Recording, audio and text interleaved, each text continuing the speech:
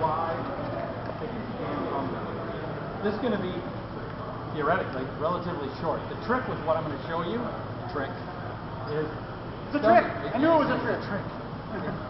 About 5% of it is going to be me showing it to you and you understanding it. The other 95% is you got to practice it. Ron has showed me some of the nuances he picked up more recently about it 2 months ago. Let's stand here. I can hear all of it. I'm still working on it. But it took him 5 minutes to tell me what it was. Oh yeah, that's what it is, and we've already been doing it. This helps us refine it. Still trying to refine it. So lots of work. So that's where that's what we're looking at is some of you have had my class on movement before. This builds on this. This has to do with movement, pressure, range. These are tools to use to control your opponent. We talked about before the pie.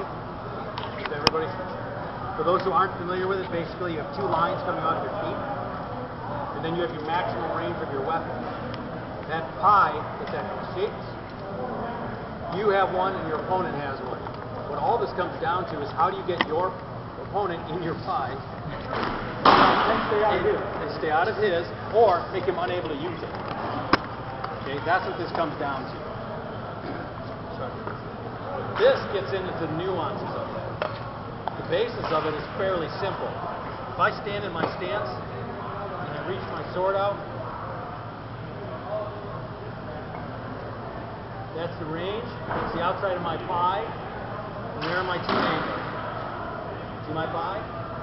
It's fairly simple. There it is. If you don't get in that, it becomes very difficult for me to hit you. Okay? Well, here's the trick. If I am facing someone and they get in my pie, but they say threaten my elbow, and I drop my hand, they've done something to make me unable to use my pie at that moment. Okay? The pie can move quickly. So if I'm in a position to move my pie, I can shift it. Now, that same arc that was here is now here. It's almost completely out of that one. So my opponent moves 6 feet, and I can move a few inches. Okay? These are fairly easy with some practice on a larger scale. The trick is when this gets smaller, because that piece of pie is not a fixed thing. It's like a piece of pie, it's mushy. It can get bigger and it can get smaller. I can change it by shifting where my feet are. If this foot gets back, I get stronger, but this back foot dictates my range. So this becomes my maximum. If I bring this up, I can get a few more inches out of it. If I shift my feet, I can get farther out. And here's the thing, the point of my pie never changed.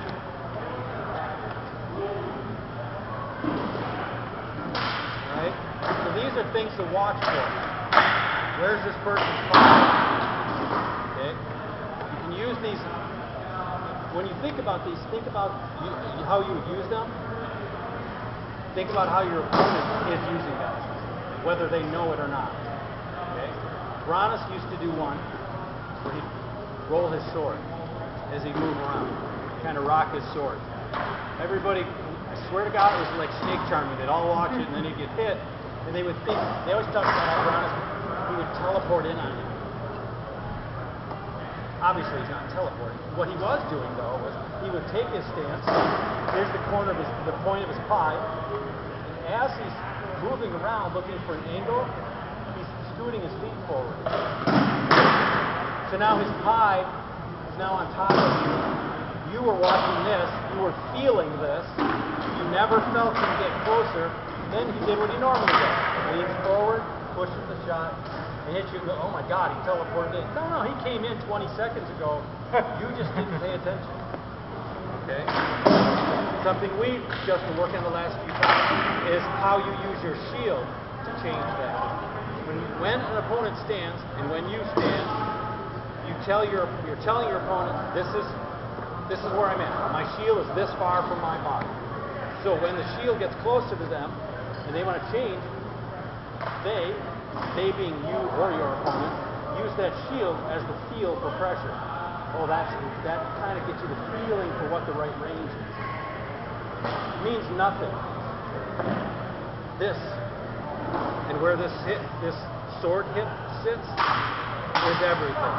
Okay? What we've been working on is when he first started working with our A-frame, he fought very far out. The shield and sword were out. Well, what's nice is this pushes everybody away. The problem is those of us who know realize that, so we actually just tuck up a little closer to the shield. What he's learning lately is because he can now fight here, and he can still do this, he can actually change the range. When he's threatened, he can slide this way, which gives the impression that he's still close. So his opponent doesn't want to close. He buys himself time without actually disengaging his opponent. Or he can do the opposite. As he moves around, he can slide them forward and then slide into them.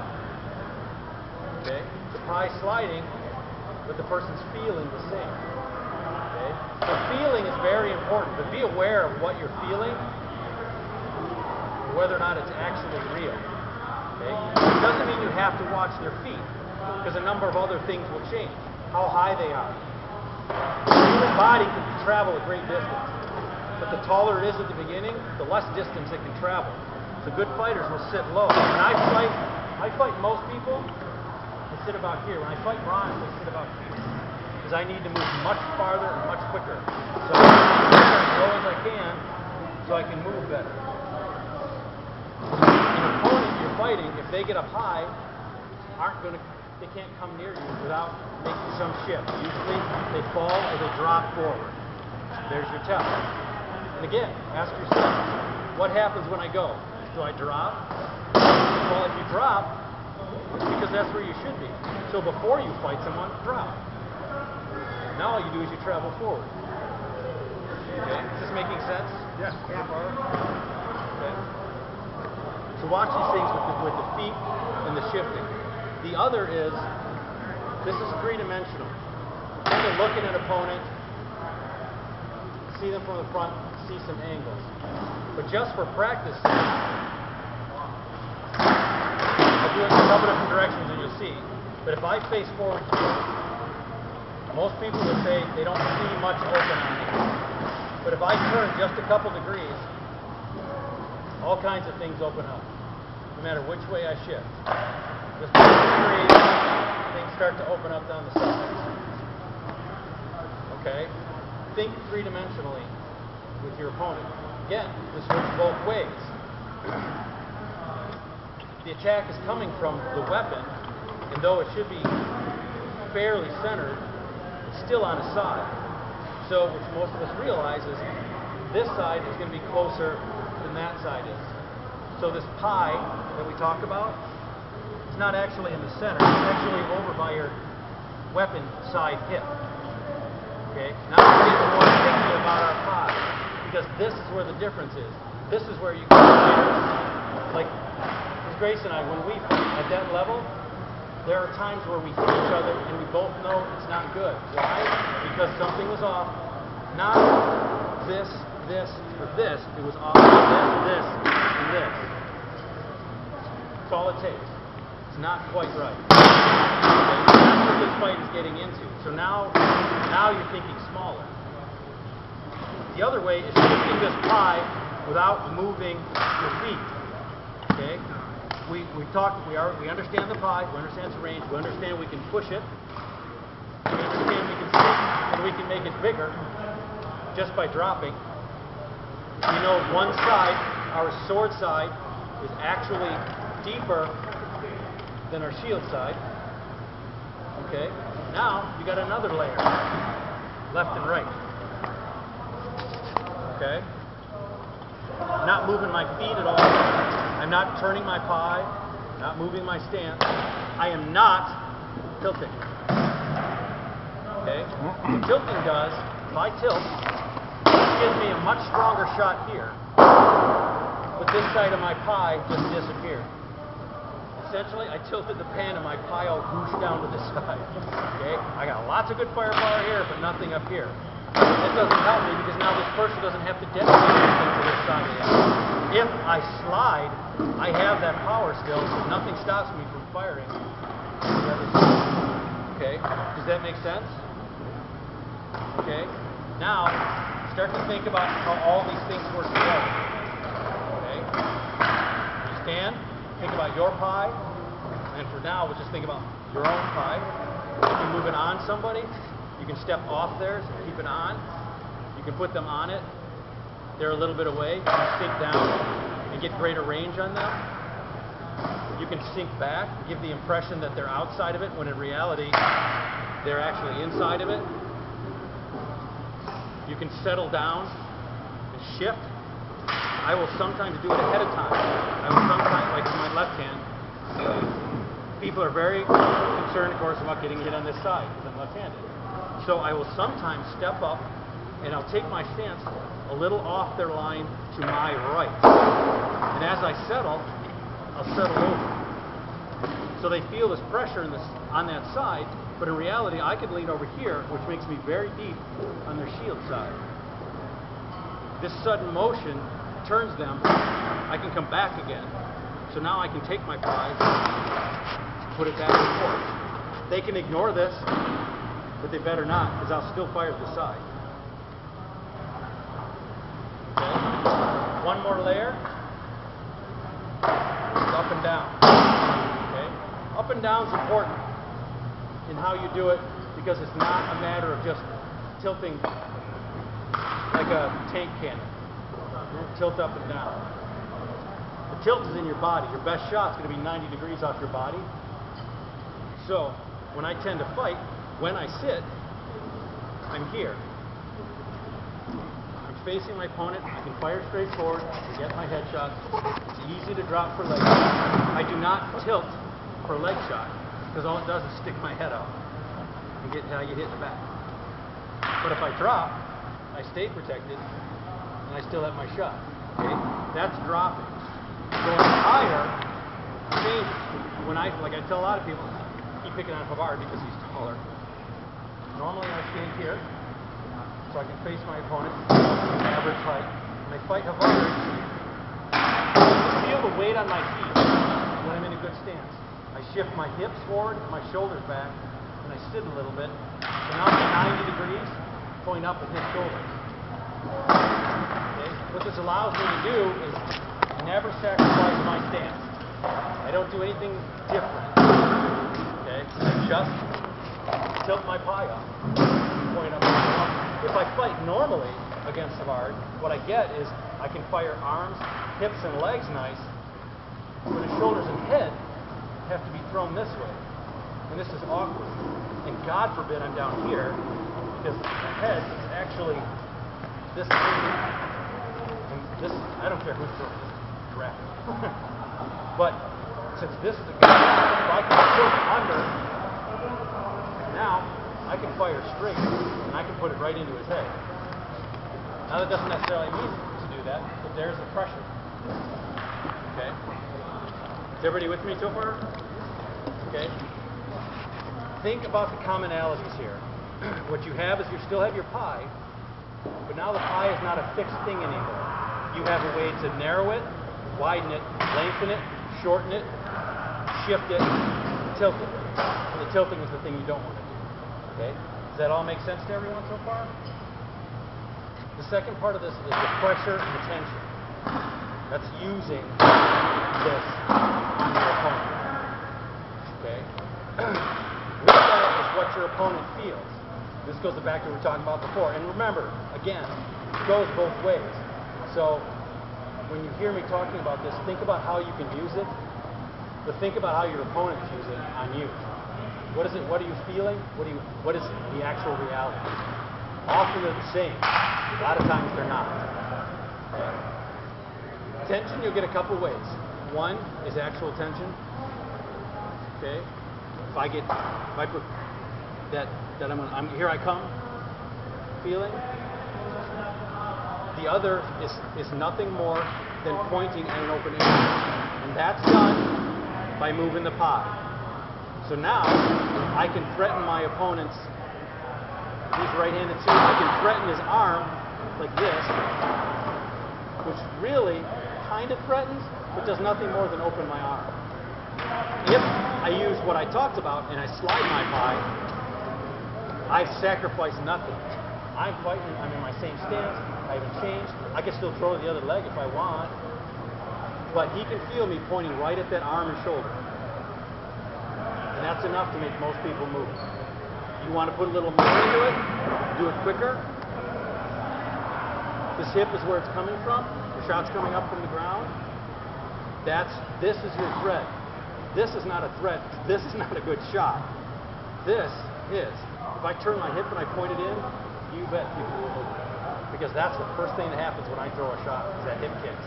They see that hip start, they don't want nothing to do with it.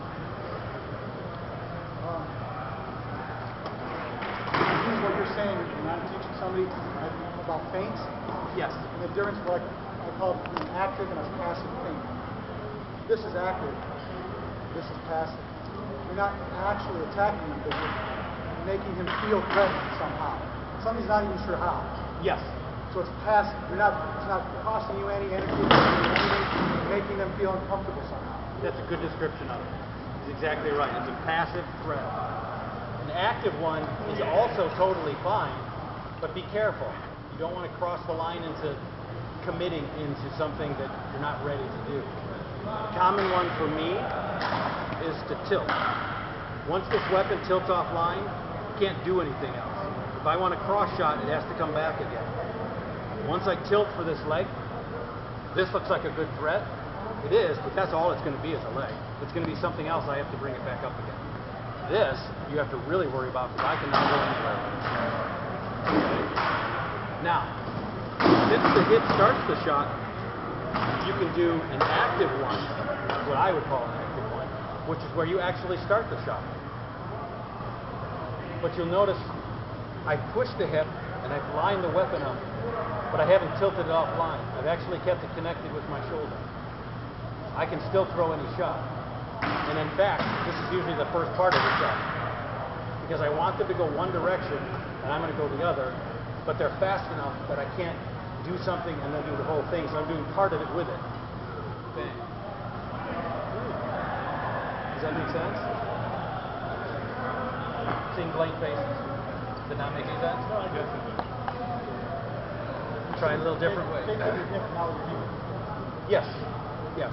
When you throw a proper shot, which he was talking about in his class, it's coming up from the ground. If you're throwing with your arm, none of this is going to make any sense because you're doing it all the hard way. I don't do things the hard way. Do them the easy way. So this hip starts a shot. Typically, a shot pushes the hip. You can see it all coiling up, and then the weapon releases. Basically, that's how you throw a shot. The hip pushes, this coils, pow. Okay? I can coil and release in a different direction if I don't cock at the same time. If I do any kind of a cock, I sacrifice other things. Okay? The purpose of those, all those fakes and stuff like that, is to make the other person use their cock. Putting their fork down, so to speak. Okay? When you do these things, you're doing them for a purpose.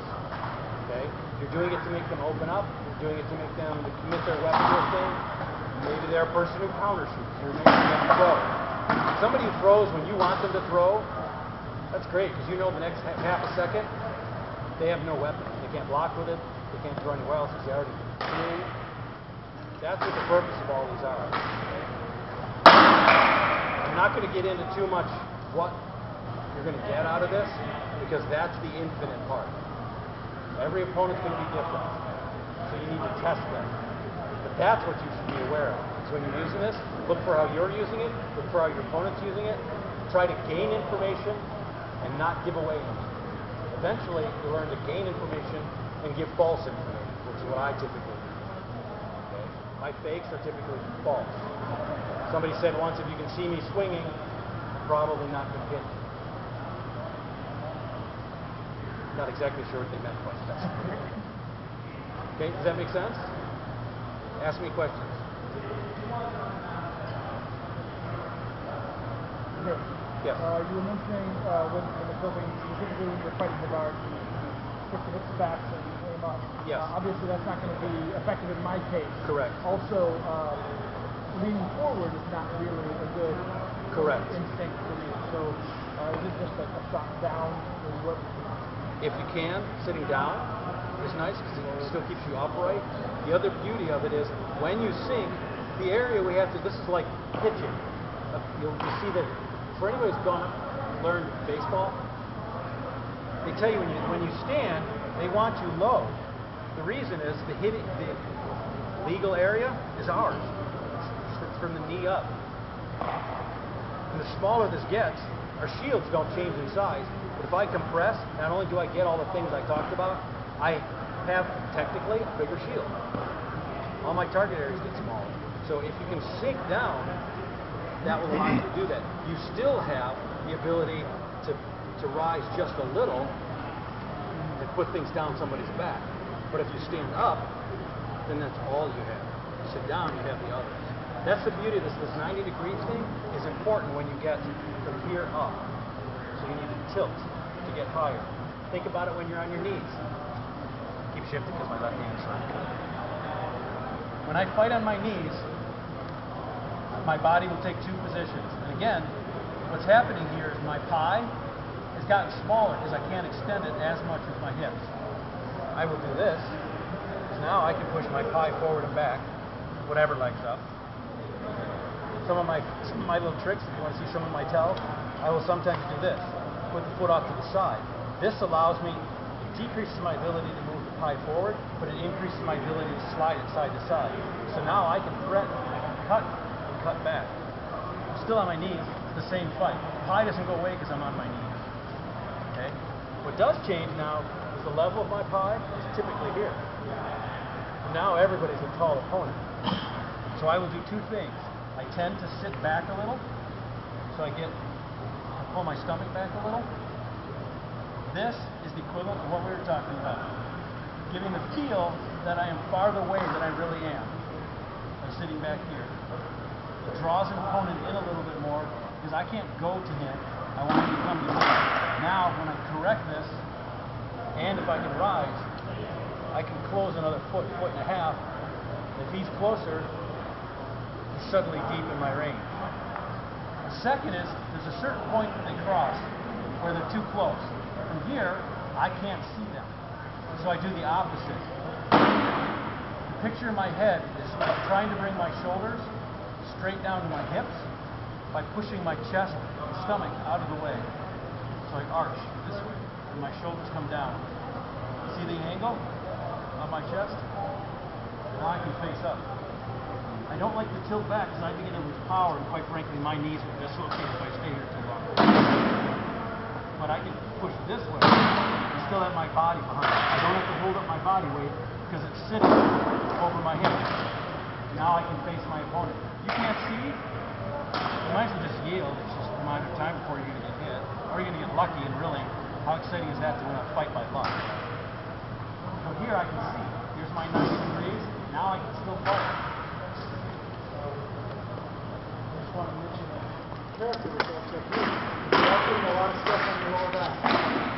And your core muscles are the only thing that are taking you. If your back is messed up, you set your shoulder blades down over your smaller back, and you pop right off. Just be careful. It's valid. If you're not kind of flexible, Yes, and it's a good rule for anybody who has a particular injury. Here's a good example of this. I'm just going to point this out. I don't expect anybody to be doing this because it actually makes it pretty difficult. Because my knees typically dislocate when I am in this position and fighting, I have worked on no longer fighting for my knees unless it's important, so it's already won.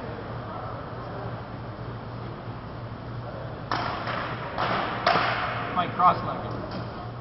This messes people up, but it's very difficult to get your hit behind the chop. Okay? I'm a smaller target, very low.